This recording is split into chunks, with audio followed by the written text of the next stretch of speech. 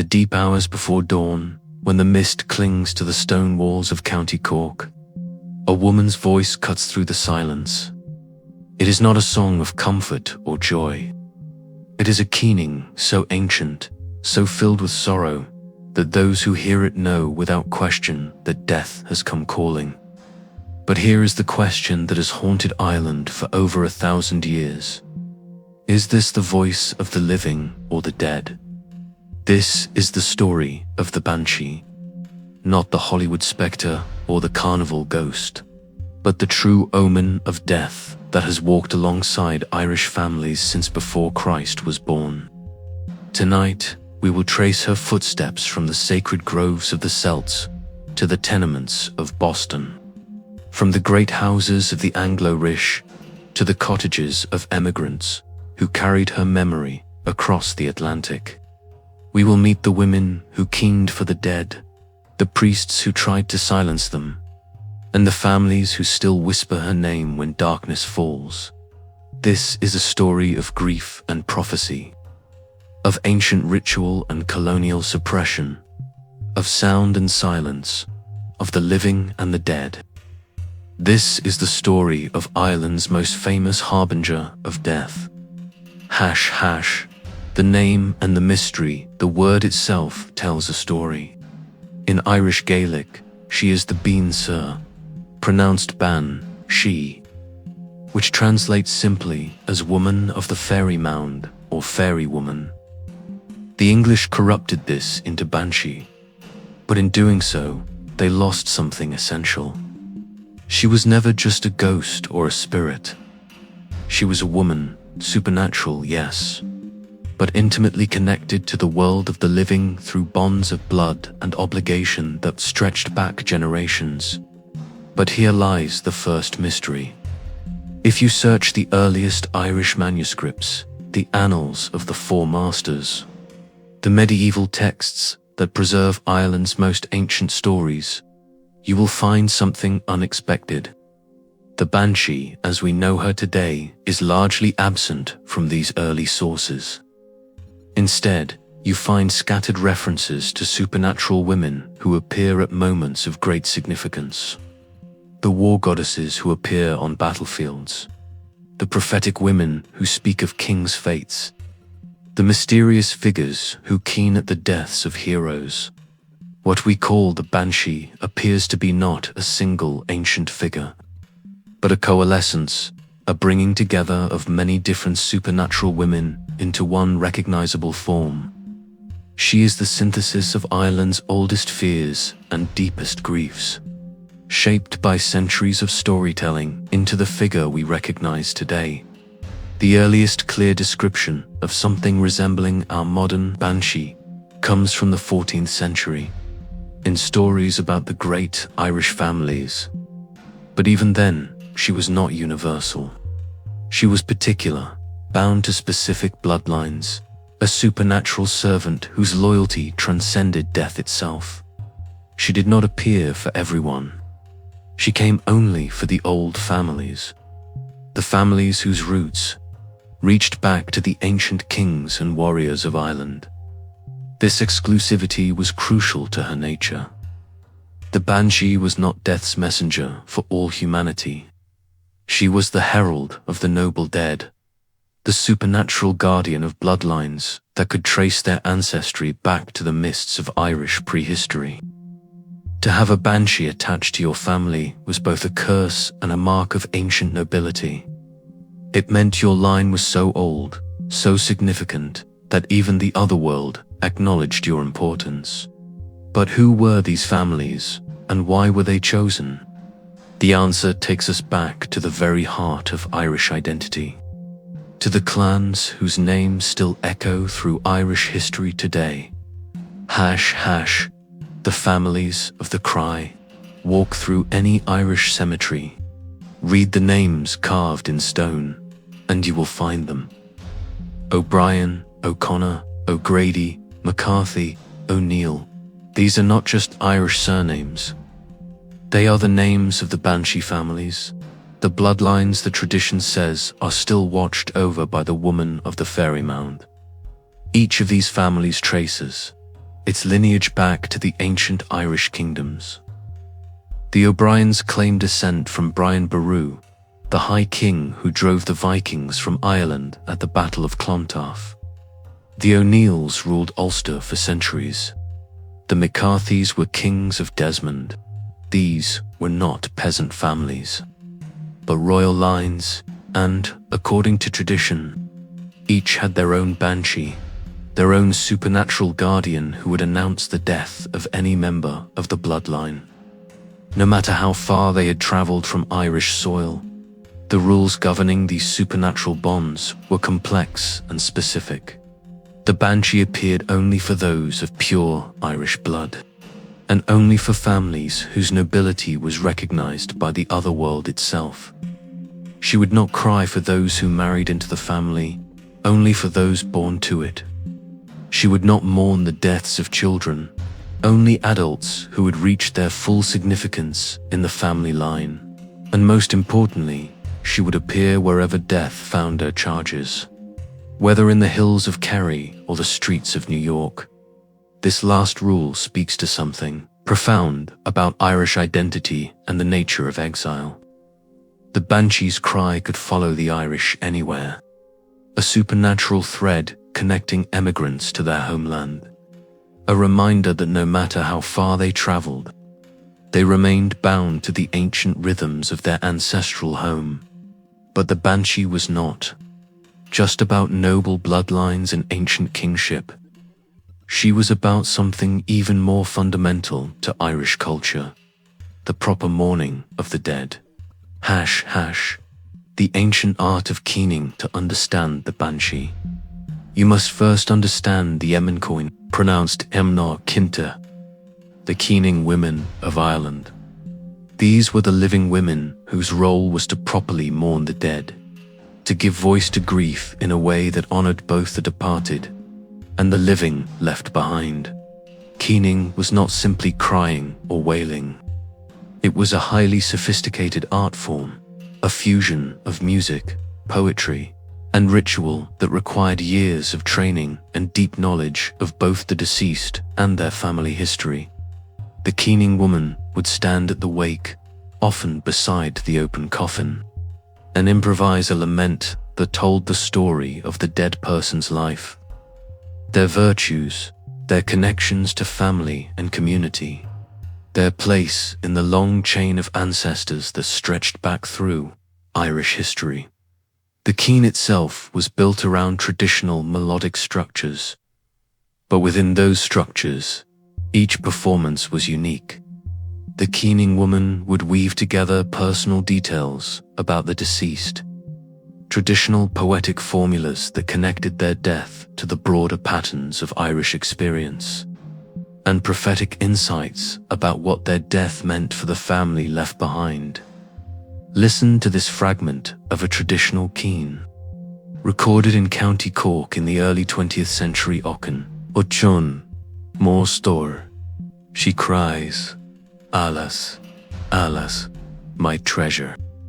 You were the bright star of your family, the strong oak that sheltered us all. Who will guide your children now that you have gone to join your fathers? Who will speak your name when the long nights come and the wind cries over the land?" This was not random grief. This was structured, purposeful mourning that served multiple functions for the community. It allowed for the full expression of sorrow, but within forms that transformed that sorrow into something meaningful, something that connected the immediate loss to the larger patterns of human experience. It honored the dead by telling their story, but it also began the process of healing for the living by placing their grief within a framework of continuity and meaning. The keening woman was both an artist and a priestess, a figure who stood at the boundary between the living and the dead, and who possessed the special knowledge necessary to guide grief toward healing. She was, in many ways, a living banshee, a woman whose voice could bridge the gap between this world and the next. But there was always a suspicion that the most gifted keening women possessed something more than skill. that their ability to give voice to grief came from a supernatural source, that they were touched by the other world in ways that ordinary people were not. And sometimes, the line between the living keening woman and the supernatural Banshee became very thin indeed. The Church and the Suppression, the relationship between the Banshee and Christianity, is one of the most complex aspects of her story. Unlike many supernatural figures from Irish folklore, the Banshee was never completely demonized by the Catholic Church. Perhaps this was because her function, the proper mourning of the dead, aligned so closely with Christian concerns about death and the afterlife.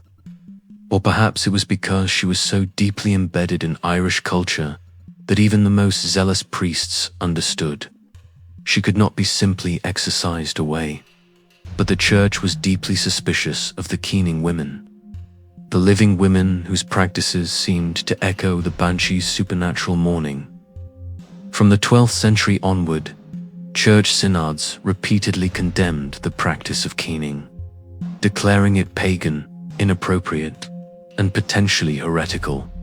The Synod of Exile, in 1171, specifically forbade the barbarous howlings at funerals. The Council of Clonmacnoise, in 1291, declared that keening was contrary to Christian practice and ordered priests to prevent it in their parishes. Throughout the medieval period, Church authorities struggled to replace the ancient art of keening with more controlled, more Christian forms of mourning. But they faced a fundamental problem. Keening was not just entertainment or tradition. It served essential psychological and social functions that the Church's alternative rituals could not fully replace. The keen allowed for the full expression of grief in ways that formal prayers did not. It honored the deceased as an individual with a unique story rather than simply as a soul awaiting judgment. And it connected the immediate loss to the broader patterns of Irish history and identity in ways that universal Christian ritual could not. The result was a long, complex negotiation between Christian authority and Irish practice. Keening was officially condemned but unofficially tolerated. Priests would perform the official funeral rites, but after they left, the keening women would begin their ancient work. The Banshee, as the supernatural embodiment of this tradition, occupied a similar liminal space. She was neither fully Christian nor completely pagan, but something in between. A figure who could exist within a Christian worldview, while maintaining connections to much older ways of understanding death and grief. This tension reached its peak during the colonial period, when both the Catholic Church and the Protestant Anglo-Irish establishment found themselves united in their opposition to traditional Irish mourning practices. Colonial eyes and English ears when English and Scottish colonists began settling in Ireland in large numbers during the 16th and 17th centuries. They encountered a culture of death and mourning that seemed to them both fascinating and deeply alien. Their accounts of Irish wakes, keening, and Banshee beliefs provide us with some of our most vivid historical descriptions. But they also revealed the profound cultural misunderstandings that shaped how the Banshee was perceived and recorded. To Protestant English eyes, the elaborate Irish wake was a scene of shocking disorder. Where they expected solemn prayer and quiet reflection, they found what seemed like chaotic celebration. The body was laid out in the main room of the house, but rather than silent vigil, there was eating, drinking, storytelling, and above all, the wild, intense crying of the keening women. Thomas Crofton Croker, writing in the early 19th century, described a wake he witnessed in County Cork. The scene was one of the most extraordinary I had ever beheld.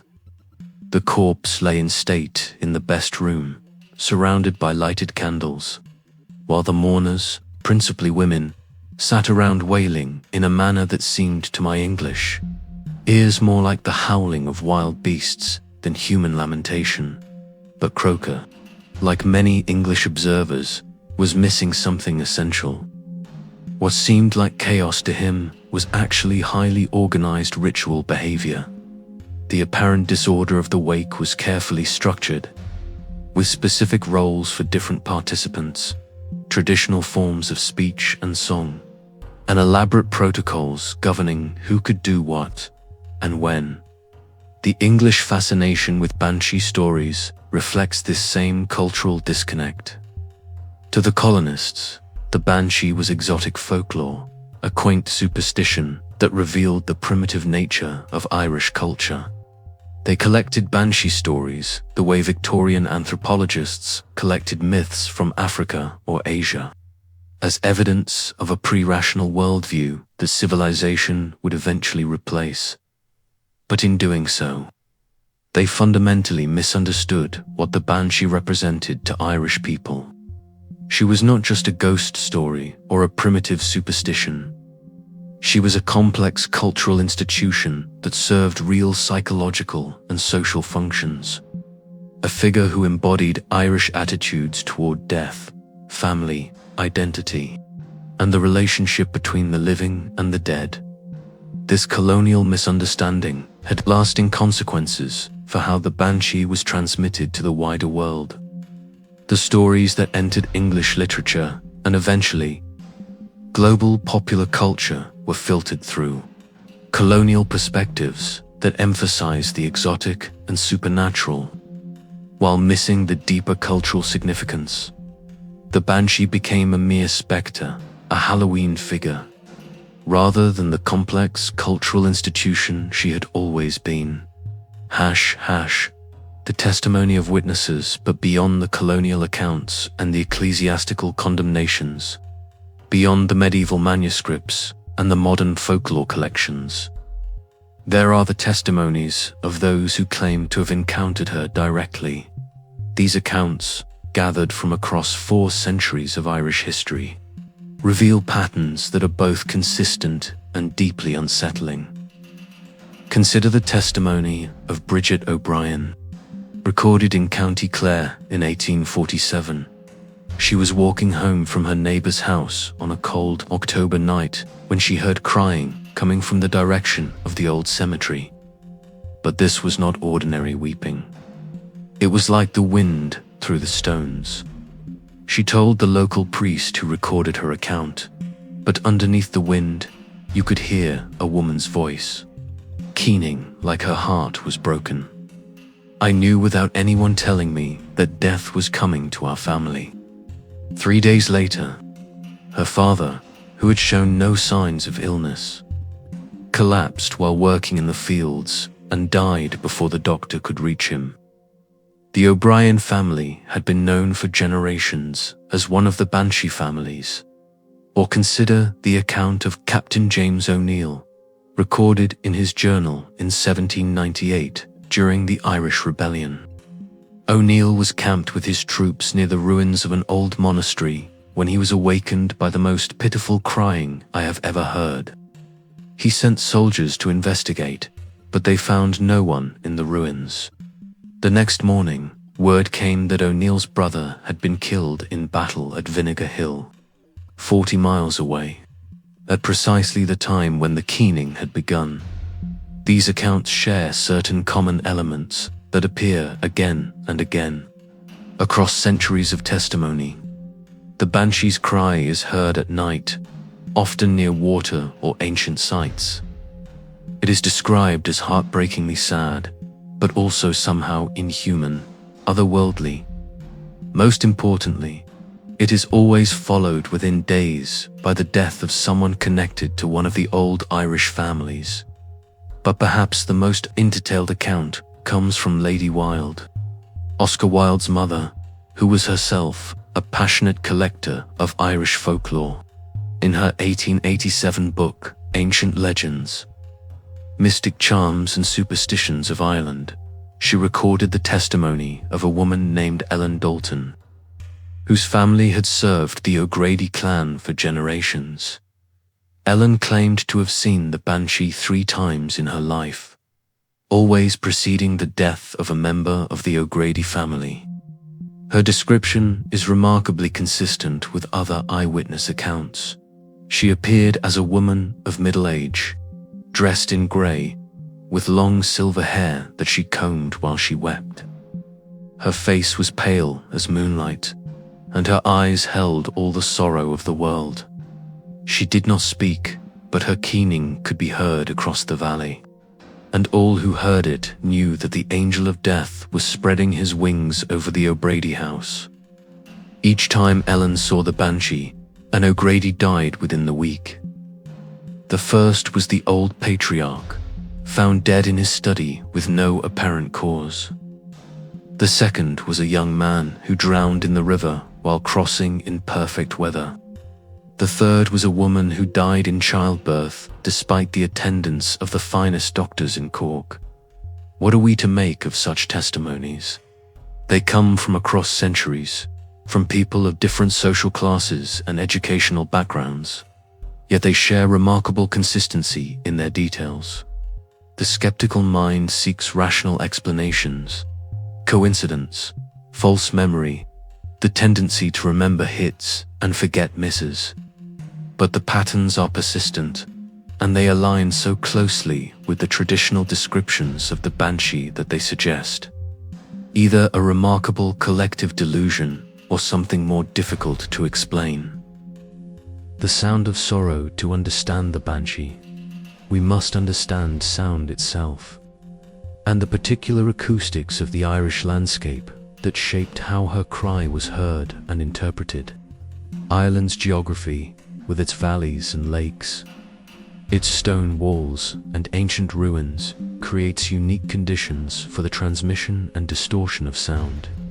Conditions that may help explain why the Banshee's voice has been reported so consistently across the centuries.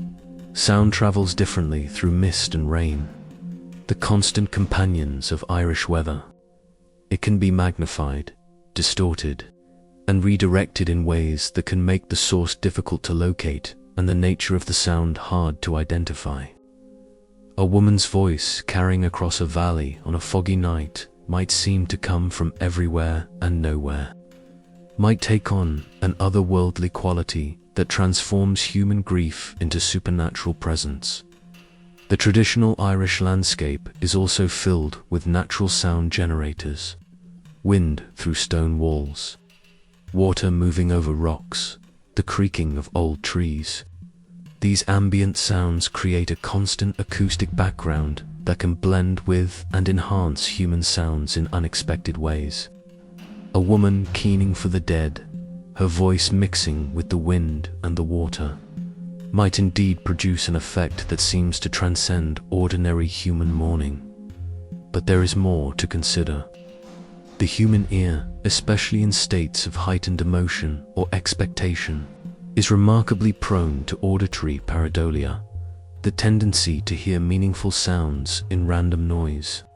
Someone who expects to hear the Banshee, someone whose cultural conditioning has prepared them to interpret certain sounds as supernatural, might indeed hear her voice in combinations of wind, water, and distance that would seem unremarkable to ears trained by different cultural expectations. This is not to reduce the Banshee to mere acoustic illusion. Rather, it is to suggest that the boundary between natural and supernatural sound is more porous than we might assume. The Banshee's cry might be both real and otherworldly, both acoustically explicable and genuinely mysterious. In a culture where the boundary between the natural and supernatural was always permeable, such ambiguity was not a problem to be solved, but a truth to be lived with. The timing of Banshee appearances also suggests a connection to the natural rhythms of sound and silence. She is almost always heard at night, when ambient noise is reduced and distant sounds can travel farther. She appears most often in autumn and winter, when the landscape is most acoustically favorable for the transmission of sound across long distances. and she is associated with particular types of landscape, valleys, lakes, rivers, and ruins that are known for their unique acoustic properties. This does not debunk the Banshee, so much as it grounds her in the real physical world of Irish experience. She emerges from the interaction between human emotion, cultural expectation, and the specific acoustic environment of Ireland itself. She is both supernatural and natural, both beyond explanation and deeply rooted in the material conditions of Irish life. The rules and the rituals. The Banshee was not a random supernatural occurrence. She operated according to specific rules that were understood and transmitted across generations of Irish families. These rules reveal a complex supernatural ecosystem, a set of beliefs and practices that govern the interaction between the living and the dead, between the human and other world. First, the rule of bloodline. The Banshee appeared only for families of ancient Irish nobility, bloodlines that could trace their ancestry back to the pre-Norman kings and chieftains. She did not mourn for those who married into these families, only for those born to them. This was not mere snobbery, but reflected deep beliefs about identity and inheritance, about the supernatural bonds that connected individuals to their ancestral lines. Second, the rule of recognition. The Banshee had to be acknowledged and accepted by the family she served. Families who denied her existence or attempted to banish her would lose her protection.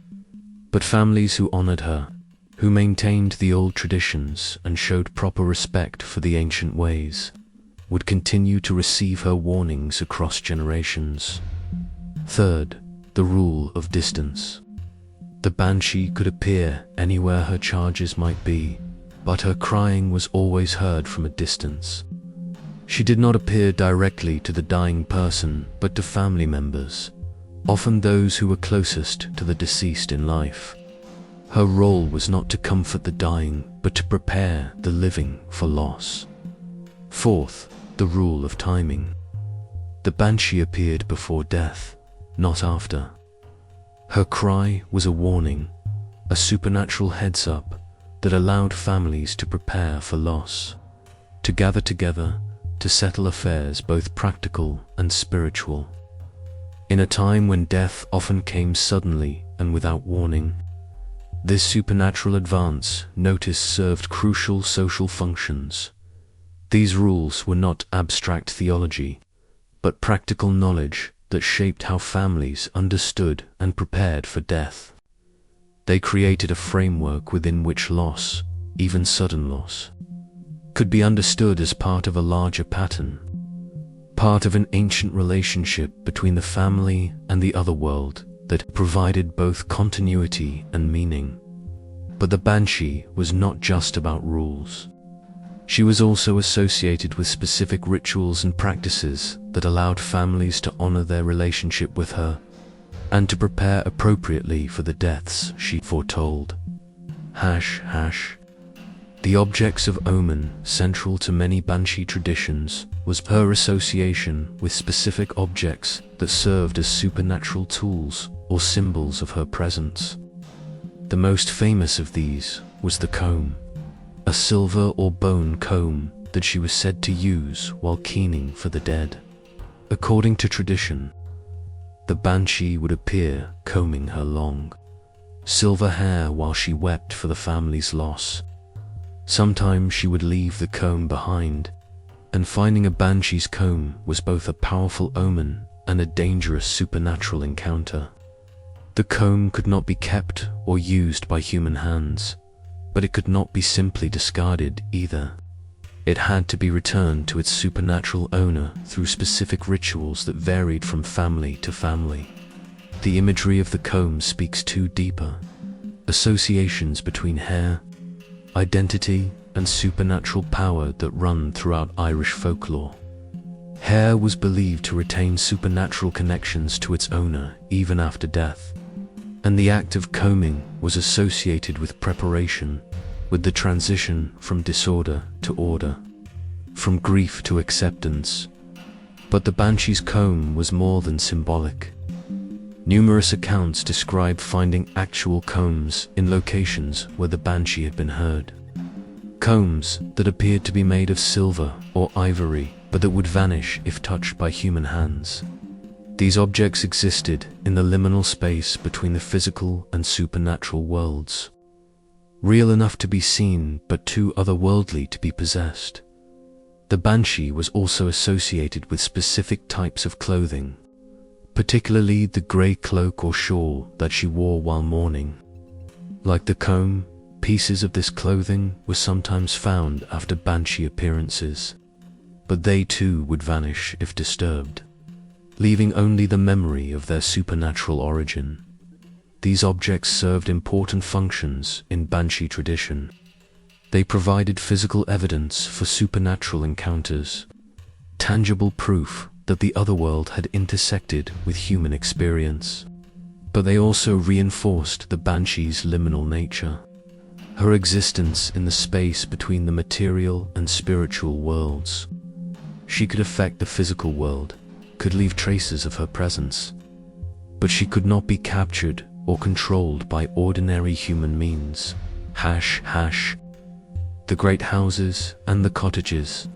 The Banshee's relationship with social class in Ireland was complex and revealed deep tensions within Irish society about identity, authenticity, and cultural authority. While she was traditionally associated with the ancient Irish nobility, the reality of Irish history meant that many of these noble families had lost their lands and power to English and Scottish colonists, while others had converted to Protestantism and adopted English customs to maintain their positions. This created a fascinating dynamic around Banshee beliefs. The Anglo-Irish Protestant families who lived in the great houses might have ancient Irish bloodlines that theoretically entitled them to Banshee attention. But their cultural assimilation and religious conversion complicated their relationship with traditional Irish supernatural beliefs. Meanwhile, Catholic tenant farmers whose families had served the old Irish nobility for centuries might have stronger cultural connections to Banshee traditions than the Protestant landlords whose ancestors had once been Irish kings. The result was a complex negotiation around cultural authenticity and supernatural legitimacy.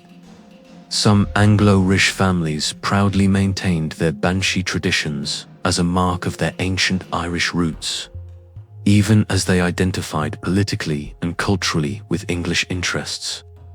Others rejected such beliefs as primitive superstition, unworthy of their enlightened Protestant worldview. Lady Gregory, the Anglo-Irish playwright and folklorist who worked with W.B. Yeats to establish the Irish literary revival, exemplified this complexity. She was fascinated by Banshee stories and collected them extensively, but always as an outsider, studying quaint peasant beliefs rather than as someone who might personally encounter the supernatural. Meanwhile, in the cottages and small farms of rural Ireland, Banshee beliefs remained vital and immediate. For families who could trace their service to the old Irish nobility back through centuries, the Banshee was not folklore but family history, not superstition but lived experience. These families maintained the old traditions, knew the old stories, and continued to report Banshee encounters well into the 20th century. This class dynamic shaped how Banshee stories were recorded and transmitted.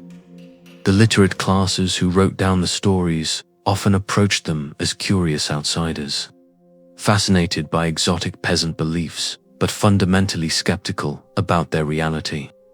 The families who actually experienced Banshee encounters were often illiterate or semi-literate. Their stories filtered through the interpretive frameworks of middle-class collectors, who might miss or misunderstand crucial details. The result is a historical record that is both rich and problematic. filled with fascinating details but potentially distorted by the cultural assumptions of those who recorded it. **** across the Atlantic. The Banshee in Exile, ***, the Great Famine of the 1840s and the subsequent waves of Irish emigration created an unexpected test for Banshee tradition. If she was truly bound to ancient Irish bloodlines, what would happen when those families left Ireland for America, Australia, and other distant lands? Would the supernatural bonds that tied her to specific families be broken by geography, or would they prove stronger than distance? The answer, according to emigrant testimony, was that the Banshee's loyalty transcended geography. Irish-American families continued to report Banshee encounters throughout the 19th and early 20th centuries, often in circumstances that seemed to confirm her ability to maintain supernatural vigilance across thousands of miles of ocean. One of the most detailed accounts comes from the O'Sullivan family of Boston, whose patriarch, Daniel O'Sullivan, had emigrated from County Kerry in 1847. In 1863, his daughter Mary was awakened by keening outside her tenement window in the North End. She recognized the sound immediately, having grown up with stories of the family Banshee. But she was puzzled because no one in the family was ill. 3 days later, they received word that Daniel's brother Patrick had died in Kerry at precisely the time when Mary had heard the crying. The Banshee had maintained her vigil across the Atlantic, warning the American branch of the family about the death of their Irish kinsman. Such stories were common among Irish-American families, and they served important functions in maintaining cultural identity and family connections across the diaspora. The Banshee became a supernatural bridge connecting emigrants to their homeland, a reminder that distance could not completely sever the ties that bound Irish families to their ancestral heritage. But emigration also transformed Banshee tradition in subtle ways. In Ireland, she had been part of a rich cultural ecosystem of supernatural beliefs and practices. In America, she became more isolated, one of the few supernatural figures to successfully make the Atlantic crossing. This isolation made her both more precious and more fragile. A cultural treasure that required conscious effort to preserve and transmit, Irish-American families began to record their Banshee stories with new urgency, understanding that the old oral traditions might not survive the cultural pressures of assimilation. These written accounts provide us with some of our most detailed descriptions of Banshee encounters, but they also reflect the anxiety of a culture struggling to maintain its identity in a new world.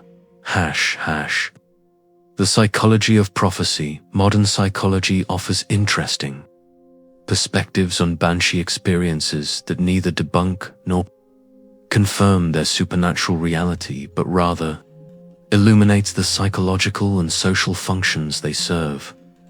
The Banshee can be understood as a cultural mechanism for processing anticipatory grief, the complex emotional preparation that families undergo when confronting the possibility of loss. In traditional Irish society, where death was a frequent and often sudden visitor, the Banshee served as a psychological early warning system that allowed families to begin the grieving process before loss actually occurred. Her appearance created a liminal period between life and death, during which families could gather, reconcile conflicts, express affection, and prepare both practically and emotionally for loss. This anticipatory function may help explain why Banshee encounters cluster around certain types of deaths: the elderly who are approaching the end of natural lifespans, the chronically ill whose condition is deteriorating, family members engaged in dangerous occupations or living in dangerous circumstances. In such cases, the Banshee's warning might reflect unconscious awareness of approaching loss rather than supernatural prophecy.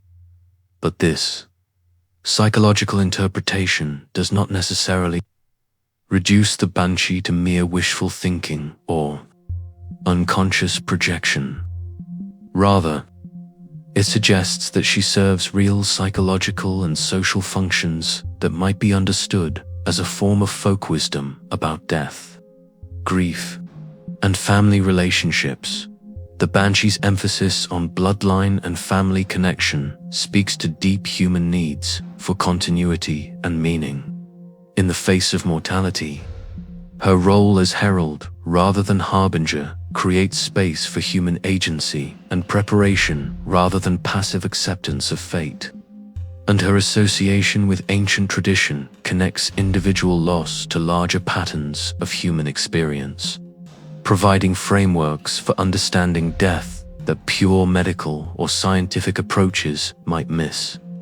From this perspective, the question of whether Banshee encounters are real in a supernatural sense becomes less important than understanding the real psychological and social work they perform for the families and communities that maintain these traditions.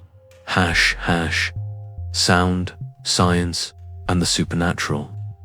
Recent research in acoustics and neuroscience offers fascinating insights into the mechanisms by which Banshee encounters might occur without resorting to either supernatural explanations or simple dismissal as delusion. The human auditory system, particularly under conditions of stress, expectation, or cultural conditioning, is capable of remarkable feats of interpretation and construction. Sound waves below the range of normal human hearing can be produced by natural phenomena like wind passing over water or through particular geological formations. While humans cannot consciously hear infrasound, it can produce physiological and psychological effects, including anxiety, unease, and the sensation of supernatural presence. The Irish landscape, with its particular combination of water, stone, and wind, might be especially prone to generating infrasound effects. Similarly, the acoustic properties of traditional Irish landscapes could create conditions where normal sounds are transmitted, amplified, and distorted in ways that might seem supernatural to listeners. A woman keening at a wake several miles away, her voice carried and transformed by the specific acoustic conditions of valleys, lakes, and stone walls, might indeed produce effects that seem to transcend ordinary human mourning. But the most interesting research focuses on the role of cultural conditioning in shaping auditory perception. Humans who grow up in cultures with strong supernatural traditions show measurably different patterns of auditory processing than those from more secular backgrounds. They are more likely to interpret ambiguous sounds as meaningful, more sensitive to acoustic patterns that might suggest supernatural presence, and more prone to auditory experiences that transcend ordinary sensory input. This research suggests that Banshee encounters might represent a genuine form of cultural sensory experience, a way of perceiving and interpreting sound that is neither purely objective nor simply delusional, but rather represents a culturally shaped form of awareness that can access information not available to more secular forms of perception. From this perspective, the Banshee becomes a cultural technology for accessing information about family, community, and mortality that operates through sensory and emotional channels rather than rational analysis. Whether this information comes from supernatural sources or from forms of unconscious human awareness becomes a secondary question to understanding how these cultural technologies actually function in human experience. The modern Banshee, as Ireland modernized throughout the 20th century, urbanizing, secularizing, and integrating into global economic and cultural systems. The Banshee faced new challenges to her survival. The old rural communities where she had thrived were breaking apart. The ancient families were scattered or assimilated, and the cultural contexts that had sustained her tradition were rapidly disappearing. Yet reports of Banshee encounters continued, adapting to new circumstances and new technologies in ways that revealed both her persistence and her flexibility. Urban Irish families reported hearing her cry near hospitals where family members lay dying. Irish emigrants in London, Sydney, and New York continued to experience her warnings about deaths back home. Even third and fourth generation Irish Americans, fully assimilated into American culture, occasionally reported encounters that connected them to ancestral traditions they thought they had left behind. The advent of modern communications created new puzzles for Banshee tradition. Families began to report Banshee warnings that preceded notification of deaths by telephone or telegram, suggesting that her supernatural intelligence operated faster than human communication networks. Others reported that she appeared to warn of deaths that occurred simultaneously in distant locations, as if she existed outside normal constraints of space and time. These modern adaptations reveal the Banshee's essential flexibility as a cultural institution. Rather than being trapped in ancient forms, she has proven capable of adapting to new circumstances while maintaining her core function as herald of death and guardian of family continuity. The internet age has brought new dimensions to Banshee tradition. Irish diaspora communities now share Banshee stories on social media, creating virtual communities of belief that transcend geographical boundaries. DNA testing has allowed families to discover Irish connections they never knew they had, sometimes followed by first-time Banshee encounters that seem to activate dormant supernatural relationships. These developments suggest that the Banshee is not simply a relic of pre-modern Ireland, but a living tradition capable of evolving with changing circumstances while maintaining essential continuity with its ancient origins. The genealogy of grief. One of the most persistent aspects of Banshee tradition is its connection to genealogy, to the specific bloodlines and family histories that determine her loyalty and attention.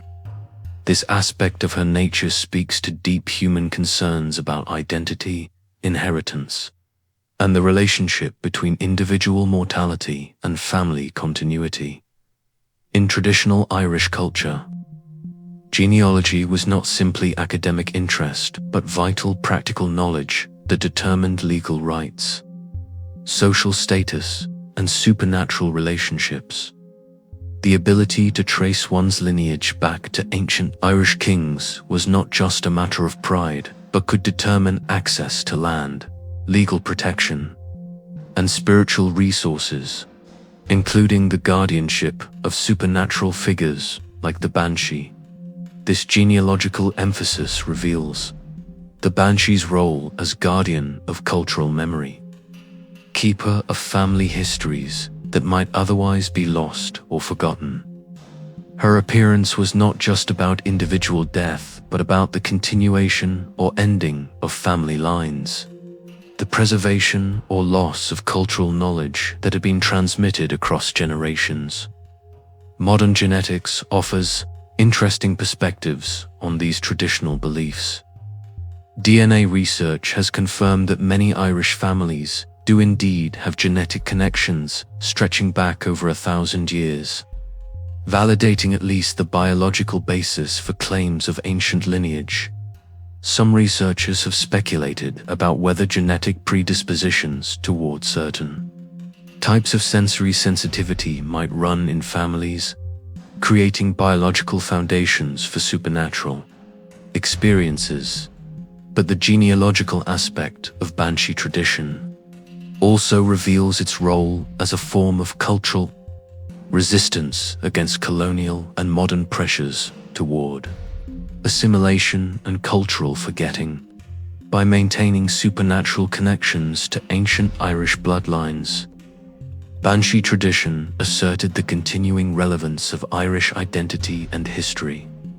In the face of political and cultural pressures to abandon such connections, this resistance function may help explain the Banshee's persistence in modern times. As long as Irish families feel the need to maintain connections to their ancestral heritage, as long as questions of Irish identity remain culturally and politically significant, the Banshee continues to serve as a supernatural bridge connecting contemporary experience to ancient tradition. **** women, power, and the otherworld ****. The Banshee's gender is not incidental to her nature, but central to understanding her role in Irish culture and the broader patterns of supernatural belief that she represents. She is part of a rich tradition of powerful supernatural women in Irish folklore. Figures who possess knowledge and abilities that transcend normal human limitations.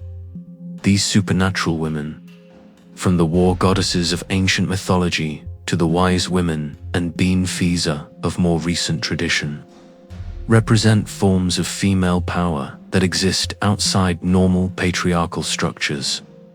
They are not defined by their relationships to men, but by their independent access to supernatural knowledge and ability. The Banshee role as herald of death places her in a position of unique authority and independence. She serves families but is not controlled by them. She operates according to her own supernatural knowledge rather than human direction. And she possesses information about fate and mortality that even the most powerful human figures cannot access. This independence may help explain why the Banshee has survived cultural changes that eliminated many other supernatural figures, while other aspects of Irish folklore were successfully suppressed by religious or political authorities. The Banshee's essential function as mourner of the dead aligned too closely with universal human needs to be easily eliminated. Her role as keening woman also connects her to the real social power that women exercised in traditional Irish society through their control over death, rituals, and mourning practices. While men might dominate political and economic life, women were the acknowledged experts in managing the social and spiritual dimensions of death, and this expertise gave them significant cultural authority.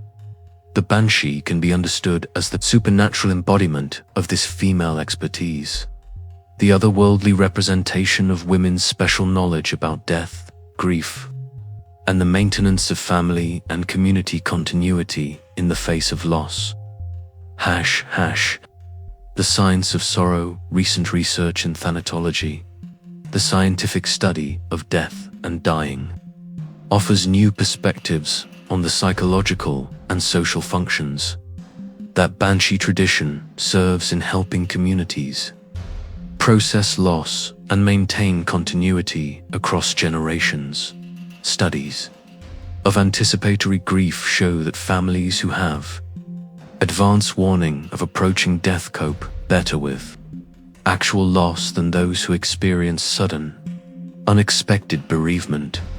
The advance warning allows for emotional preparation, practical arrangements, and the completion of unfinished business that can significantly reduce the trauma of loss. From this perspective, the Banshee's role as herald rather than mere harbinger of death serves important psychological functions. Her warning creates a liminal period during which families can begin the work of grieving, while the dying person is still alive, allowing for more complete emotional processing and better long-term adjustment to loss. Research on cultural variations in grief processing also illuminates the Banshee's function. Cultures that maintain rich traditions of mourning ritual and community support for the bereaved show better outcomes in terms of both individual, psychological health, and community cohesion following loss. The Banshee tradition, with its emphasis on proper mourning and family continuity, provides frameworks for understanding death that support healthy grieving processes. The Banshee emphasis on bloodline and family connection speaks to research showing the importance of narrative continuity in processing loss. Families that can place individual deaths within larger stories about family history and identity show greater resilience in the face of bereavement than those who experience death as random, meaningless event. These scientific perspectives do not explain away the Banshee's supernatural dimensions, but rather illuminate the real psychological and social work that supernatural beliefs can perform in human communities. The Banshee emerges as a cultural technology for managing death and grief that operates through symbolic and emotional channels, rather than rational analysis.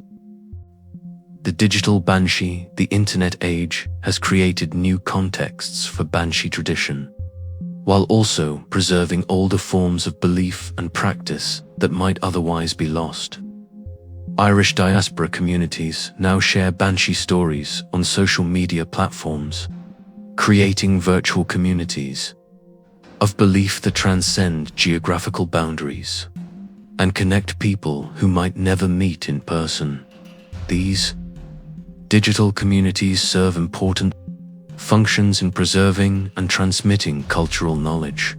Second and third generation Irish emigrants, who might have only fragmentary knowledge of family traditions, can connect with others who share similar backgrounds and learn about customs and beliefs that were never fully explained to them by immigrant parents and grandparents. The anonymity of internet forums also allows people to share supernatural experiences that they might be reluctant to discuss in face-to-face contexts. Contemporary Banshee encounters are regularly reported on Irish heritage websites, paranormal forums, and social media groups, creating new archives of supernatural experience that supplement traditional oral transmission. But digital technology has also created new challenges for Banshee tradition.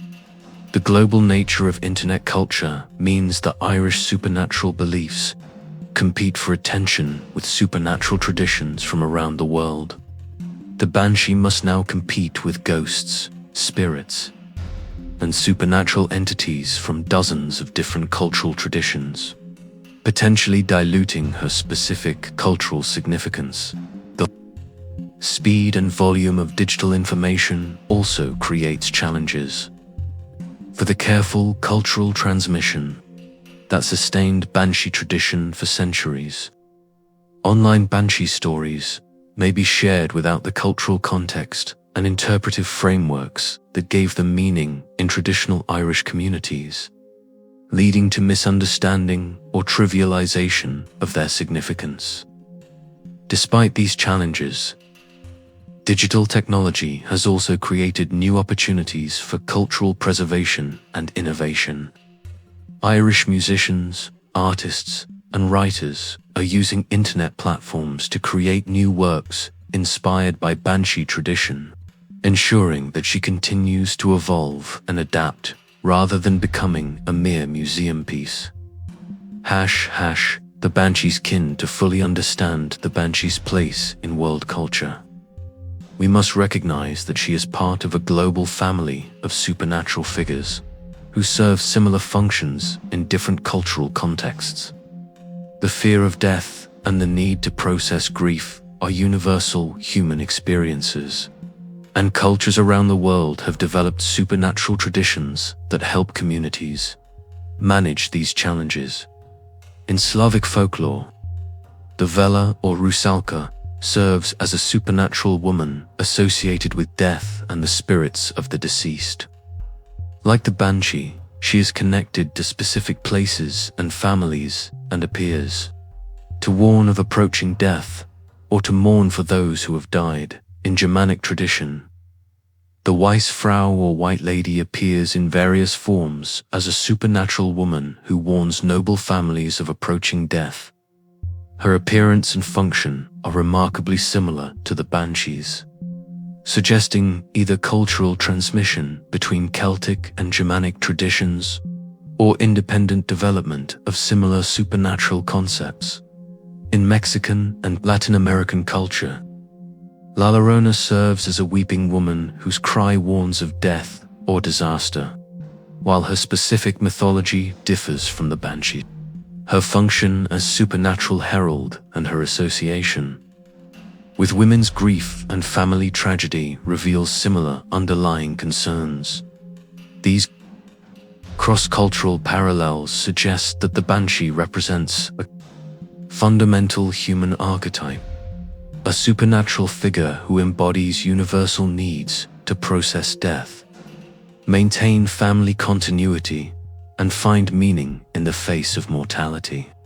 Her specific Irish form is shaped by particular historical and cultural circumstances, but her essential function speaks to concerns that transcend any single cultural tradition. This global perspective helps us understand both the Banshee's particular significance within Irish culture and her broader relevance as a window into universal human concerns about death, family, and the relationship between the living and the dead.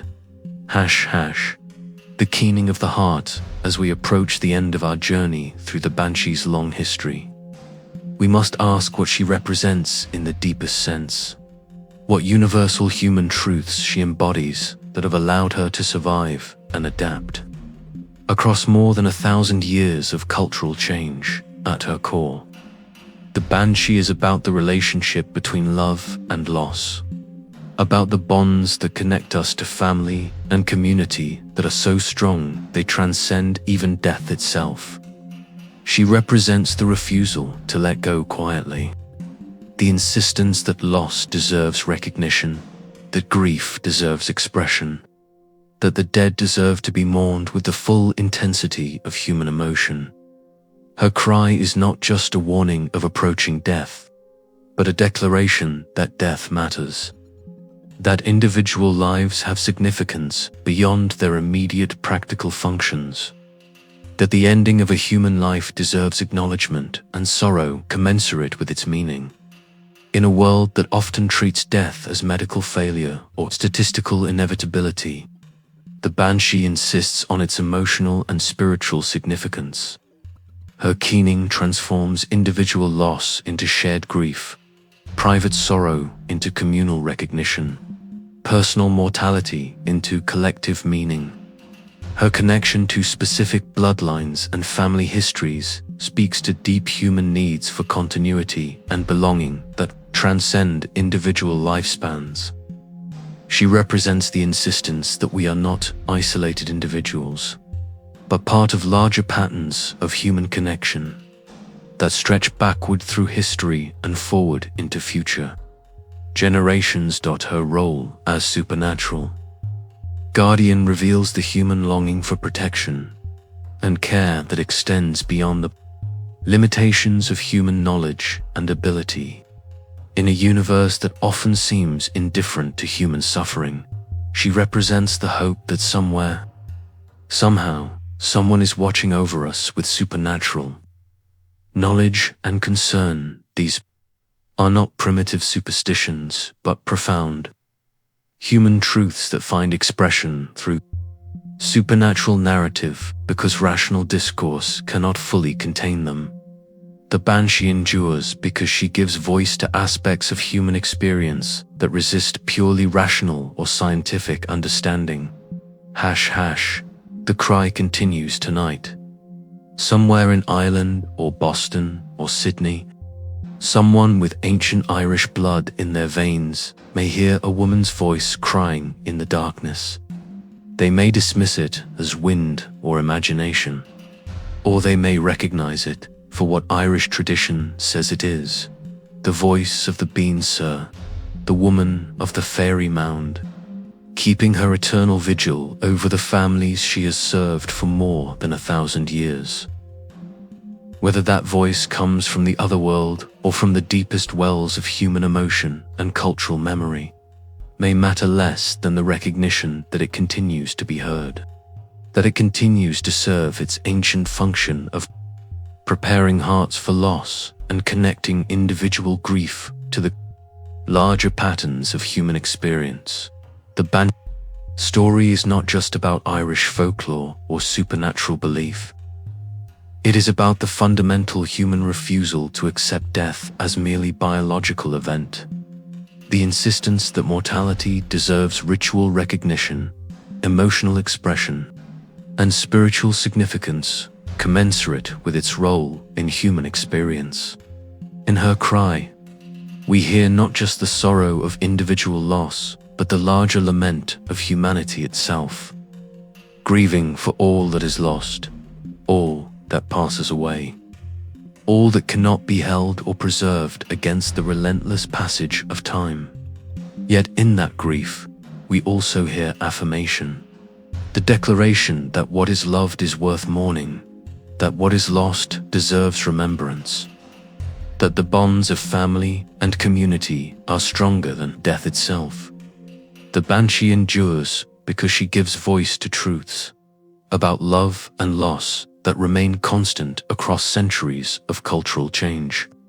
As long as humans love and grieve, as long as families remember their dead and honor their ancestors, as long as the heart insists that death is more than mere biology, her cry will continue to echo through the darkness, reminding us that we are not alone in our sorrow, that our grief is shared, that our mortality is part of larger patterns of meaning that transcend individual understanding in the end. The Banshee's greatest gift may not be her warning of approaching death, but her testimony to the depth of human love. Her proof that the bonds that connect us to those we cherish are so strong that not even death can break them completely. Her cry is both lament and celebration, both ending and continuity, both the acknowledgement of loss and the affirmation of love that makes loss meaningful. This is why she continues to haunt the edges of Irish consciousness, why her voice still carries across oceans and centuries, why she remains Ireland's most famous herald of death. She is the keeper of our deepest truths about love and loss, the guardian of our ancient wisdom about grief and memory, the eternal witness to the unbreakable bonds that connect the living and the dead. And so her story continues, not as relic of primitive superstition, but as living testament to the enduring power of love to transcend even death itself. In every family that remembers its ancestry, in every heart that refuses to let go quietly, in every voice raised in grief and remembrance, the Banshee's cry echoes on, reminding us that we are part of something larger than ourselves, something that death cannot destroy, something that connects us across generations to the great chain of human love and memory that stretches back to the beginning of time. Her voice is the voice of that eternal connection, and as long as humans love and remember, it will never be silenced.